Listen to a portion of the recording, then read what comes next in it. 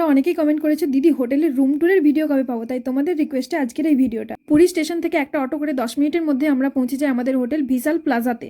এরপর আমি চলে যাই হোটেলের রিসেপশনে। বুকিং ডিটেলস দেখাতে হয়েছিল যেহেতু আমি গোয়াইবিবো অ্যাপস থেকে করেছিলাম, আর দিতে হয়েছিল আধার কার্ডের জেরক্স।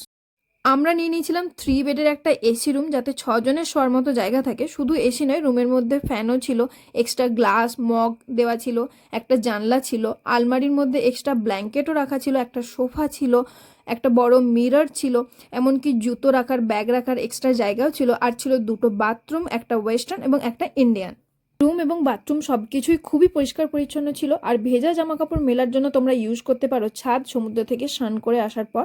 আর এই হোটেলের মধ্যে ছিল লিফট, তাই কোনো বৃদ্ধ মানুষ আসলেও ওনার কোনো অসুবিধা হবে না। হোটেলটির নিজস্ব রেস্টুরেন্টও ছিল, চাইলে তোমরা ওখান থেকে খাবার অর্ডার করতে পারো। আর হোটেলটি ছিল সমুদ্র সৈকত থেকে মাত্র 10 মিনিটের হাঁটা পথ। আজকের মতো টাটা বাই বাই, আবার দেখা হবে নেক্সট ভিডিওতে।